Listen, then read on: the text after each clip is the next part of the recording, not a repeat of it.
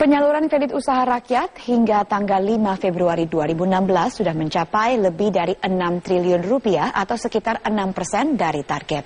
Realisasi penyaluran KUR pun didorong untuk meningkatkan kesejahteraan masyarakat. Demi meningkatkan perekonomian rakyat, tahun ini penyaluran kredit usaha rakyat atau KUR pun didorong. Tak tanggung-tanggung, target penyaluran KUR tahun ini bahkan meningkat lebih dari 3 kali lipat, hingga mencapai 100 triliun rupiah.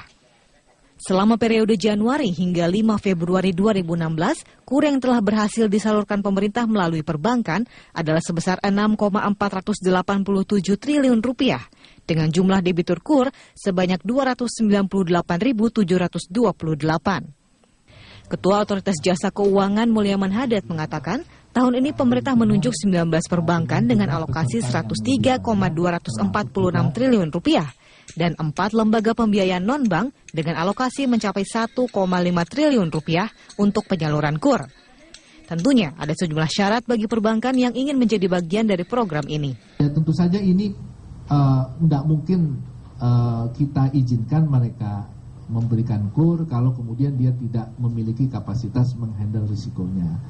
Jadi yang pasti NPL-nya harus kurang dari 5%, ya, itu udah pasti, ya, dan tidak boleh mereka mengikuti program ini kalau kemudian tidak punya pengalaman dan track record-nya juga tidak memenuhi persyaratan.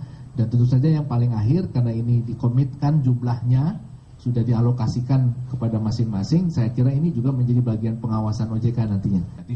Menteri Keuangan Bambang Brojonegoro juga mensyaratkan terintegrasinya sistem informasi bank penyalur KUR dengan sistem Kementerian Keuangan untuk mempermudah penyaluran subsidi. Selain itu, Bambang juga menyatakan KUR bisa digunakan untuk usaha kecil menengah dan koperasi di berbagai sektor.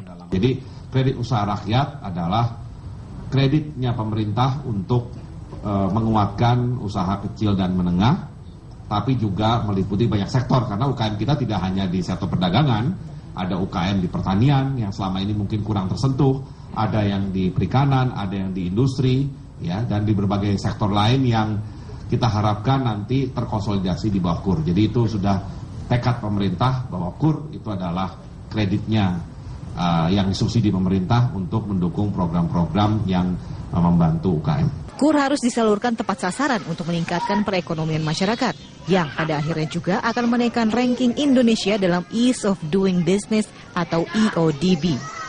Dari Jakarta, Anissa Kartabrata, Ardi, Metro TV.